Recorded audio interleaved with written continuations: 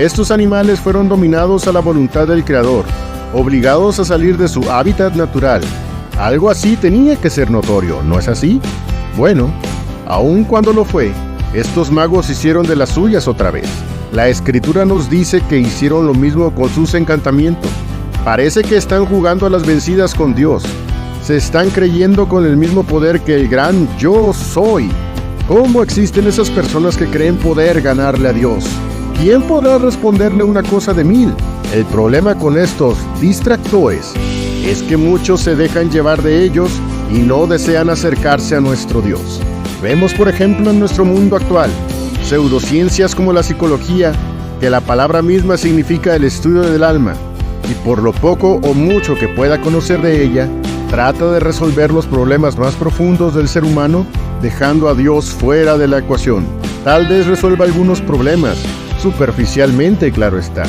Así como estos magos lograron sacar algunas ranas de sus estanques, pero no logrará en lo absoluto resolver los más grandes problemas de la humanidad que tienen que ver precisamente con su pecado.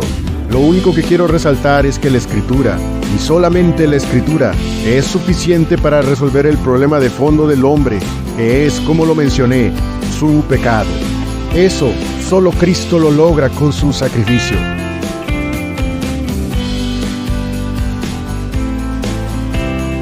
Dedo de Dios. Entonces los magos dijeron a Faraón: dedo de Dios es este. Mas el corazón de Faraón se endureció y no los escuchó, como Jehová lo había dicho. Éxodo, capítulo 8, versículo 19. Si hay una historia famosa en la Biblia es esta: las 10 plagas de Egipto. Han hecho películas, caricaturas, adaptaciones, documentales, en fin. No obstante, siempre es mejor ir al texto bíblico y escudriñarlo a detalle. Hay muchas enseñanzas en estos pasajes que bien vale la pena analizar. El pasaje relata el momento en que aparece la tercera plaga, los piojos. Muchos de nosotros desde pequeños hemos sabido que los egipcios tenían muchos dioses a los cuales adoraban y rendían sus cultos. Lo que hizo Dios con estas plagas fue hacer juicio contra esos dioses. Para ellos, el río Nilo era una deidad que idolatraban, y la primera plaga fue convertir el agua del río en sangre. Los egipcios adoraban las ranas, y también con la segunda plaga, Dios se manifestó más fuerte y poderoso que su deidad. Y así podríamos irnos con cada plaga. Sin embargo, quiero resaltar algo que dijeron los magos, y lo hicieron hasta esta tercera plaga. Éxodo 8:19, otra vez lo vamos a leer. Entonces los magos dijeron a Faraón: dedo de Dios es este. Mas el corazón de Faraón se endureció y no los escuchó, como Jehová lo había dicho. Hay algo que debemos entender, y es que Satanás es un imitador, y va a tratar de hacer cosas parecidas a Dios para desviar nuestra atención hacia sus maquinaciones. Pero, ¿por qué hasta esta tercera plaga dijeron esto? ¿Por qué no reconocieron a Dios antes? Veamos las primeras veces que estos magos aparecieron. Primera vez, Éxodo 7, versículos 10 al 12. Vinieron, pues, Moisés y Aarón a Faraón, e hicieron como Jehová lo había mandado, y echó Aarón su vara delante de Faraón y de sus siervos, y tornóse culebra. Entonces llamó también Faraón sabios y encantadores, e hicieron también lo mismo los encantadores de Egipto con sus encantamientos, pues echó cada uno su vara, las cuales se volvieron culebras, mas la vara de Aarón devoró las varas de ellos. La señal de Dios de que la vara de Aarón se transformara en culebra era la demostración que él estaba del lado de los hebreos. Sin embargo, los magos hicieron lo mismo con varas que ellos tenían. Si lo hicieron con trucos, con hechizos, o como sea, la Biblia no lo dice. Lo que sí es muy claro es que con esta imitación se puso un obstáculo para creer en la palabra de Dios, y quienes lo vieron, especialmente Faraón, desestimaron dicha palabra. Eso sucede mucho en el mundo, cuando Cristo llega y ofrece libertad, salvación y todo lo que está en su voluntad. Pero la gente, especialmente en estos días, como se creen libres con su pecado, aunque es más bien una esclavitud, se sienten generalmente bien con lo que tienen y creen que no están tan mal con Dios. No quieren acercarse a Él. Confían en esas serpientes de imitación, que al final no son nada ante el poder de Dios, y por el juicio del gran Señor, Quienes no le aceptan serán devorados en la condenación eterna preparada para el diablo y sus ángeles. Veamos la segunda vez. Éxodo 7, versículos 20 al 22. Y Moisés y Aarón hicieron como Jehová lo mandó, y alzando la vara hirió las aguas que había en el río, en presencia de Faraón y de sus siervos, y todas las aguas que había en el río se convirtieron en sangre. Asimismo los peces que habían en el río murieron, y el río se corrompió, que los egipcios no podían beber de él, y hubo sangre por toda la tierra de Egipto. Y los encantadores de Egipto hicieron lo mismo con sus encantamientos, y el corazón de Faraón se endureció, y no los escuchó, como Jehová lo había dicho. Fue una maravilla muy grande de parte de Dios. Nos referimos comúnmente a estos acontecimientos como plagas, que, desde el punto de vista egipcio, fueron así. No obstante, al verlo desde la perspectiva cristiana, lo deberíamos considerar más como maravillas de Dios, pues fueron los medios que Él usó para darle libertad a su pueblo. Vemos entonces cómo fue humillado el Dios del río Nilo por el omnipotente Jehová, y no tenía por qué haber dudas de su magnificencia. Pero ¿qué sucedió en su lugar? Llegaron estos magos e hicieron lo mismo con sus encantamientos. No sabemos cómo lo lograron, pero copiaron el milagro, o al menos eso hicieron pensar a Faraón. No lo sé en realidad.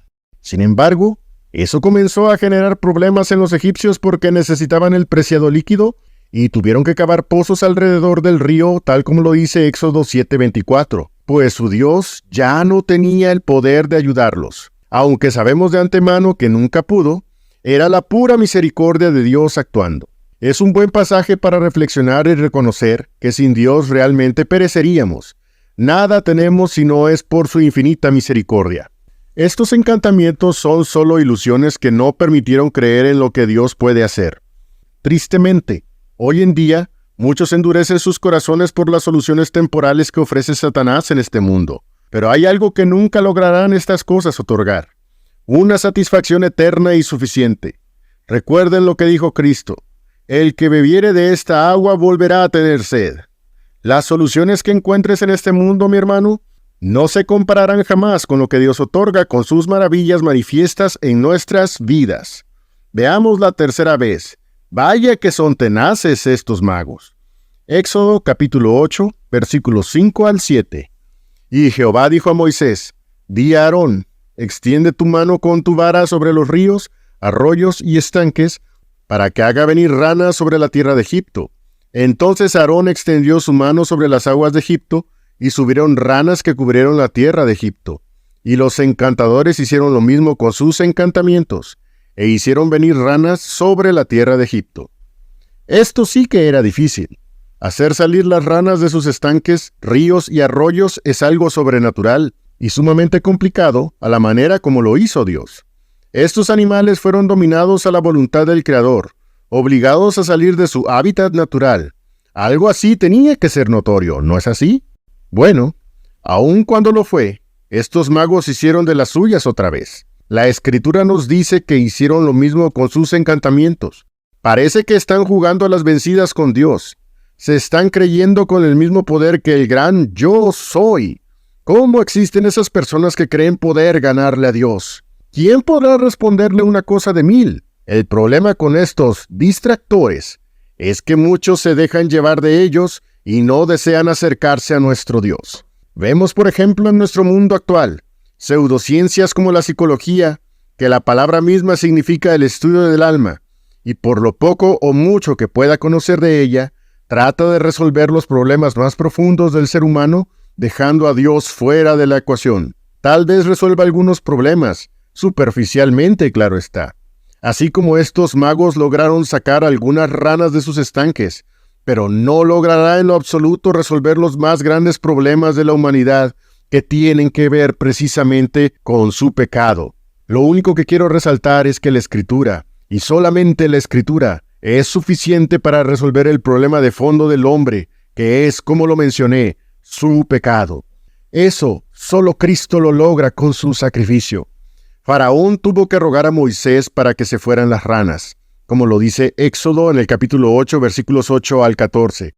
De la misma manera, podríamos hacer analogías con las consultas a los horóscopos, a la idolatría, supersticiones, etcétera, etcétera, etcétera.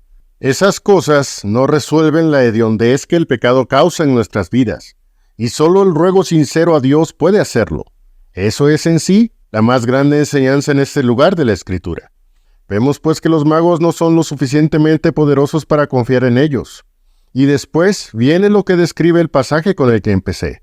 Éxodo, capítulo 8, versículos 16 al 19. Entonces Jehová dijo a Moisés: Di a Aarón, extiende tu vara y hiere el polvo de la tierra, para que se vuelva piojos por todo el país de Egipto. Y ellos lo hicieron así. Y Aarón extendió su mano con su vara, e hirió el polvo de la tierra, el cual se volvió piojos. Así en los hombres como en las bestias, todo el polvo de la tierra se volvió piojos en todo el país de Egipto. Y los encantadores hicieron así también para sacar piojos con sus encantamientos, mas no pudieron.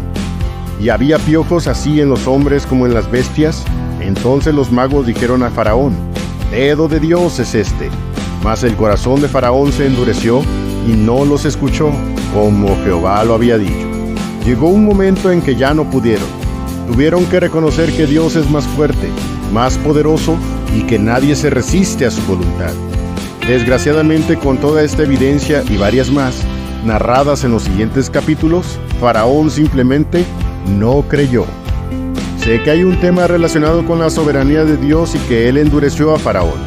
Ese tema tiene su propio espacio y no me meteré con él en esta ocasión. Lo que sí quiero resaltar ante todo esto es que cuando Dios quiere hacer algo, no hay nada que lo detenga, y mostrará la mejor y más completa solución a los problemas que como seres humanos nos enfrentamos. Espero sinceramente en nuestro Señor que comprendamos todos que la Biblia es suficiente para mostrarnos las respuestas contra el pecado, que solo Dios merece la gloria y que nada ni nadie es capaz de competir en grandeza, majestad y poder con Él. Que Dios siempre te bendiga. Amén.